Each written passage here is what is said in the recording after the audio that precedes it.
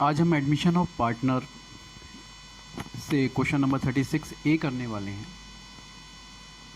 आइए सबसे पहले जानते हैं क्वेश्चन में क्या कहा गया है। P and Q are the partners sharing profit and losses equally. They admit R for 1/3 share by paying 6,000 out of his share of goodwill 10,000। Goodwill already appear 16,000। Give general entry to record the above transaction.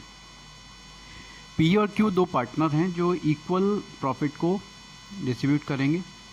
उन्होंने are को शामिल किया है 1/3 share के लिए। जो 10,000 रुपये जो गुडविल उसको लेकर के आनी थी उसमें से केवल 6,000 रुपये वो लेकर के कैश में आता है। दूसरा, goodwill already appears at 16,000। Firm की गुडविल पहले से दे रखी है बैलेंस शीट में जो कि 16,000 की है, वो हमें राइट ऑफ करनी है यहाँ पर। तो आइए शुरू करते हैं क्वेश्चन को।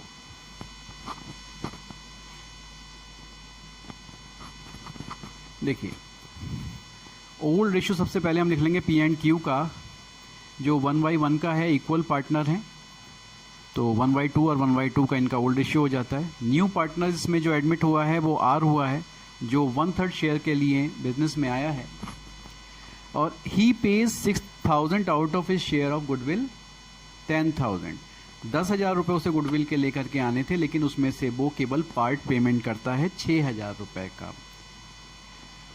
दूसरा कंडीशन इसमें दिया है, goodwill already appears in account books 16,000। पहले से गुडविल दे रखी है फर्म की बुक्स में 16,000 की। तो आइए करते हैं इसकी जनरल एंट्री।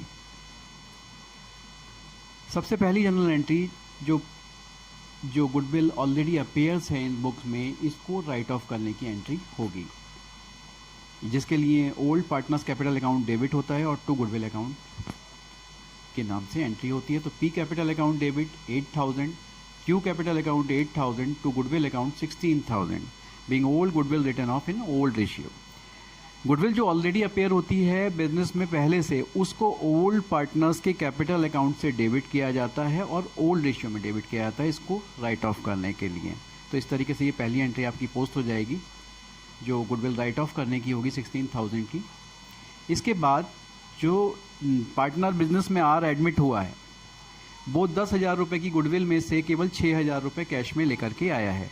तो जो वो लेके आया है उसके लाने की एंट्री हम यहाँ पोस्ट कर लेंगे। Cash account debit 6,000 to premium of goodwill account 6,000 being amount of goodwill brought in cash for a share of goodwill, ये आप नरेशन में लिख देंगे। इसके बाद जो गुडविल पार्टनर बिजनेस में, नया पार्टनर बिजनेस में लेके आता है, वो पुराने पार्टनर्स में सैक्रिफाइस रेशियो में बढ़ जाती है। लेकिन जितना पार्ट वो कैश में लेके आया है वो तो डिस्ट्रीब्यूट होगा ही, लेकिन जो वो लेके नहीं आया, क्या लेके नहीं आया, 10,000 रुपये की गुडविल उसको लानी थी, 6,000 रुपये वो लेके आ रहा है, 4,000 इनका जो डिफरेंस है वो कैश में नहीं आया है। तो लेकिन ये 4,000 भी ओल्ड पार्टनर्स में डिस्ट्रीब्यूट होंगे, लेकिन कैपिटल अकाउंट के माध्यम से, जो आर का कैपिटल अकाउंट है उसके थ्रू आप इसको पोस्ट करेंगे। देखते हैं कैसे। Goodwill account debit 6,000, R capital account debit 4,000 to P capital account to Q's capital account.